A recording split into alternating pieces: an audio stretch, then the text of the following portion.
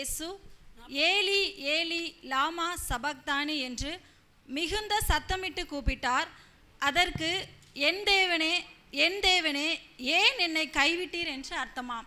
இந்த வசனம் சொல்லும் பொழுது, இந்த வார்த்தையை அவர் சொல்லும் பொழுது நம்ம நார்மலாக யோசிப்போம். இதை வாசிக்கும்போது நமக்கு என்ன புரியும் அப்படின்னா, அவர் சரி அவரும் மாம்சத்தில் தானே இருப்பார், ஸோ அதனால் சொல்லியிருக்கலாம், ஒருவேளை அந்த வேதனை அந்த துக்கம் அதில் சொல்லியிருக்கலாம் அப்படின்னு நான் இத்தனை நாளாக நினச்சிட்டு இருந்தேன்.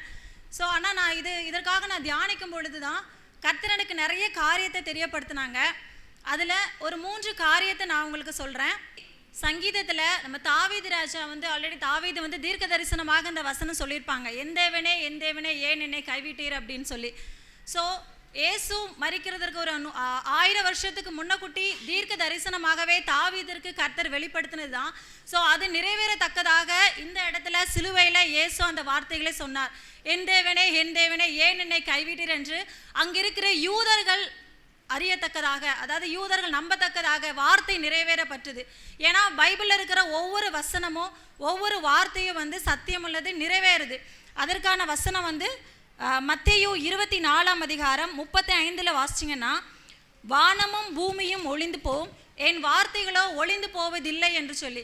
ஆல்ரெடி ஏற்கனவே பழைய ஏற்பாட்டில் தாவீது ராஜாவுக்கு குறிக்கப்பட்ட தீர்க்க தரிசன வார்த்தை இந்த வருட புதிய ஏற்பாட்டில் இயேசு சிலுவையில் அது பூர்ணமாக்கப்படுது, அந்த இடத்துல அது நிரூபிக்கப்படுது. ஸோ இன்னொரு வார்த்தை என்னென்னா, மத்தேயு 5:17 பார்த்தீங்கன்னா, நியாய பிரமாணத்தை ஆனாலும் தீர்க்க தரிசனங்களை ஆனாலும் அழிக்கிறதற்கு வந்தேன் என்று எண்ணிக்கொள்ளாதேயுங்கள், அழிக்கிறதற்கு அல்ல நிறைவேற்றுகிறதற்கே வந்தேன் என்றார். அப்போது இந்த இடத்துல ஏசப்பா சொல்கிறாங்க, இந்த வசனம் இந்த வார்த்தை எல்லாமே ஒரு நாளும் ஒரு காலம் அழியாது, அதை நான் நிறைவேற்றுவதற்கு தான் இங்கே வந்திருக்கிறேன் அப்படின்னு சொல்லி ஏசப்பா அந்த சிலுவையில் அந்த ஏசப்பா கர்த்தரை நோக்கி சொல்கிறாங்க. அந்த வார்த்தை அங்கே சொல்லப்பட்டது, இங்கே அது நிறைவேறிற்று. அதே மாதிரி சங்கீதம் 119, 49, 50 கர்த்தர் நமக்கு நம்முடைய வாழ்க்கையிலே ஏசப்பா ஏதாவது ஒரு நம்ம ப்ரேயர் பண்ணும் பொழுது, ஏசப்பா என்னோட பேசுங்க, உங்கள் வார்த்தை வேணும் நம்ம கேட்குறோம். அதை கேட்டு பெற்றுக்கொள்கிறோம். ஏசப்பா கொடுப்பாங்க, ஏசப்பா எனக்கு இந்த இதில் காரியம் வாய்க்கணும்னு. அதே மாதிரி கர்த்தர் நமக்கு கொடுப்பாங்க, உனக்கு உன் காரியம் வாய்க்கும்னு சொல்லி வசனம் கொடுப்பாங்க. ஆனால் அதை நம்ம எந்த அளவுக்கு எடுத்துக்கொள்கிறோம் அப்படின்னு தெரியல. ஏன்னா வார்த்தைகள் ஒரு 1000 வருஷத்துக்கு முன்னாடி தீர்க்க தரிசனமாக சொன்னது, ஒரு 1000 வருஷத்துக்கு அப்புறம் இயேசு மூலமாக சிலுவையில் நிரூபிக்கப்பட்டது. அதே போல் இந்த நாட்களிலும் கர்த்தர் நமக்கு ஒரு வார்த்தை கொடுத்தார் என்றால் அது எப்பொழுதும் நமக்கு நிறைவேறும். அதை பிடித்து கொண்டு நம்ம ஜெபிக்கணும். நீ நம்ப பண்ணின அந்த வார்த்தையில நீ நினைத்து ஏசப்பா நமக்கு ஸ்தோத்திரம் சொல்றேன்னு சொல்லி ஒவ்வொரு நாளும் நம்ம அந்த வார்த்தையை அறிக்கை பண்ணி நம்ம ஜெபித்தோம்னா நம்மளுடைய வாழ்க்கையில கர்த்தருடைய வசனம் அது கிரியை செய்யும். இது முதலாவது காரியம். இரண்டாவது காரியம் பார்த்தீங்கன்னா, இது ரொம்பவே ப்ரீஷியஸ், ரொம்பவே முக்கியமானது. இரண்டாவதாக, அதாவது இந்த காரியத்துக்காக ஏசப்பா பிதாவை பார்த்து என் தேவனே ஏன் என்னை கைவிட்டீர் அப்படின்னு அவர் சொல்லியிருப்பாரு அப்படின்னு நம்ம யோசிக்கலாம். அதுக்கு மத்தேயு 27 45 வசனத்தை நீங்கள் பாருங்கள். 6 மணி நேரம் முதல் 9 மணி நேரம் வரைக்கும் பூமி எங்கும் அந்தகாரம் உண்டாயிற்று. ஸோ இந்த இடத்துல ஒரு 3 hours, அதாவது 6 மணிலேருந்து 9 மணி நேரம் அந்தகாரம் அப்படின்னு சொல்லும் பொழுது ஒரு கார் இருள், ஒரு கார் மேகம் அப்படின்னு சொல்லி இங்கே இந்த இடத்துல மென்ஷன் பண்ணியிருக்கிறாங்க.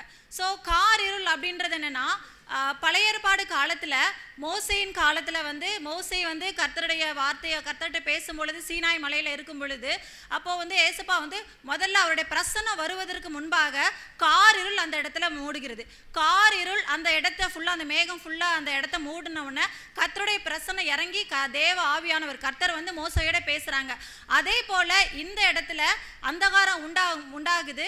ஏசப்பா கூட யார் இருக்கிறாங்கன்னா, கர்த்தரும் இருக்கிறாங்க, கர்த்தருடைய பரிசுத்தவான்கள் அந்த தூதர்கள் எல்லாருமே கர்த்தரும் தூதர்களும் இயேசுவோட இருக்கிறாங்க. ஏசப்பாவோட கர்த்தருடைய பிரசன்னத்தை உணர்ந்து கொண்டவராய்தான் இயேசு சிலுவையில் இருக்கிறாங்க, சிலுவையில் அடிக்கப்படுறாங்க. சிலுவையில் ஆணி அடிக்கப்படும் போது கர்த்தர் இருக்கிறாங்க. சிலுவையில் அவர் என்னென்ன எல்லாரும் தூஷிக்கிறாங்க, கர்த்தருடைய வசனத்தை சொல்லும் பொழுது ஏலின்னு கூப்பிடுறான். ஸோ எலியாவை தான் கூப்பிடுறான்னு சொல்லி அவரை ஏசப்பாவை தூஷிக்கிறாங்க, அவமானப்படுத்துறாங்க. எவ்வளோ அசிங்கமாக செஞ்சாலுமே அந்த இடத்துலையும் ஏசப்பா பொறுமையாக இருக்கிறாங்க. ஏனென்றால் கர்த்தருடைய பிரசனம் அங்கே அவரை சூழ்ந்து இருந்தது. சூழ்ந்து இருக்கும் பொழுது அது இன்னொன்று இதில் பார்த்தீங்கன்னா யாத்ராகமத்தையும் பார்க்கலாம். இந்த கார் மேகம், அதாவது யாத்ராகமத்திலையும் 19ஆம் அதிகாரம் 16 to 19 வாசிக்கும் போது மோசையோட இருந்தார். 1 ராஜாக்கள் 8ஆம் அதிகாரம் 12ஆம் வசனத்தில் பார்த்தீங்கன்னா சாலமோன் ராஜாவும் சொல்லியிருப்பாரு, கார் இருளே கர்த்தர் வாசமாக இருப்பார்னு சொல்லி. ஸோ அப்போது இந்த காரில் அந்த 3 மணி நேரம் அளவும் அந்த அந்தகாரம் உண்டாயிருக்கும் பொழுது இயேசுவோட கர்த்தரும் தூதர்களும் இருக்கிறாங்க. அப்போது அவர் பாடுகள் அனுபவித்து கொண்டு அமைதியாக இருக்கிறாரு. ஆனால் ஒரு நிமிஷம் எப்போ எந்த வேலையில் ஏசப்பா நம்முடைய பாவங்களை, அதாவது மனுஷர் செய்கிற ஒவ்வொரு பாவங்களை அவர் ஏற்றுக்கொள்ள ஆரம்பிக்கிறாரோ அந்த நேரம் கர்த்தருடைய முகம் இயேசுவுக்கு மறைக்கப்பட்டது. அந்த ஒரு நொடி என்ன ஆச்சு அப்படின்னா ஏசப்பாவுக்கு கர்த்தருடைய முகம் மறைக்கப்பட்டது. அப்படி மறைக்கப்படும் பொழுதுதான் ஏசப்பா தேவனை நோக்கி, ஏசப்பா கர்த்தரை நோக்கி கூப்பிடுறாங்க, என் தேவனே ஏன் என்னை கைவிட்டீர் அப்படின்னு சொல்லி.